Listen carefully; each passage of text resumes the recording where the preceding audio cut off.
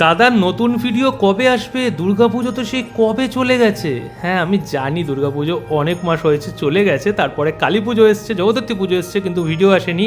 সন্দীপন কালী ঠাকুর বা জগদ্ধাত্রী ঠাকুর বানায়নি, আর আমি অন্য ভিডিও কভার করারও সময় পাইনি। কিন্তু সরস্বতী পুজো আমাদের বাড়িতে হয়। সরস্বতী পুজোর আগের দিন আমাদের পাড়ায় একটা কুমোরখানে আমি চলে গেছি। এখানে সরস্বতী ঠাকুর খুব সুন্দর বিউটিফুল তৈরি করে। এখানে যে ঠাকুরগুলো দেখছেন না, 100 থেকে শুরু করে 1000 টাকা এই প্রাইস রেঞ্জের মধ্যে রয়েছে। আমি একটা কিউট একদমই ছোট ঠাকুর ঘরের জন্য নিয়েছি। ঘরের জন্য আর কত বড়ই বা ঠাকুর নেব। তো ঠাকুরগুলো দেখে আপনার কেমন লাগছে সেটা কমেন্ট করবেন। তো আমরা এই ঠাকুরটা নিয়েছি, আর আমরা এই ঠাকুরটা পুজোর দিন পুজো করছি। তো দেখতে পাচ্ছেন এটা হচ্ছে আমাদের বাড়ির এই 2026-এর সরস্বতী ঠাকুর।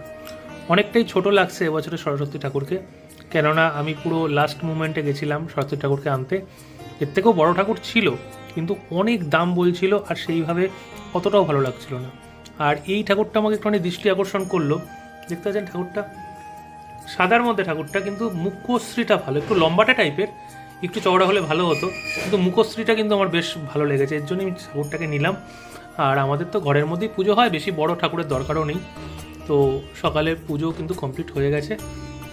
আর এই পুজোতে এই ঠাকুরটা দেখতে কেমন লাগছে অবশ্যই কিন্তু আপনারা শেয়ার করবেন। আপনাদের বাড়িতে কাদের কাদের পুজো হয়েছে, কেমন ঠাকুর হয়েছে সেটাও অবশ্যই কমেন্টে লিখবেন।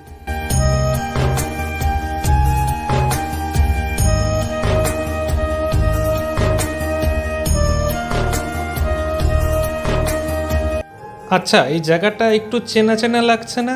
এই জায়গাটাতেই কিছু মাস আগে দুর্গাপুজো হয়েছে, আর এই জায়গাতেই দুর্গাপুজো হয়ে আসে। তো এখানে দেখতে পাচ্ছেন সন্দীপনের বাড়ির সরস্বতী ঠাকুর। ও ঠাকুরটা কিনেছে।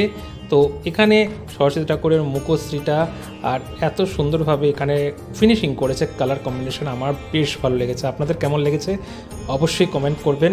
আর সকলে সরস্বতী পুজোয় কেমন করে কাটালেন আর কি কি করলেন সেটাও কিন্তু শেয়ার করতে ভুলবেন না।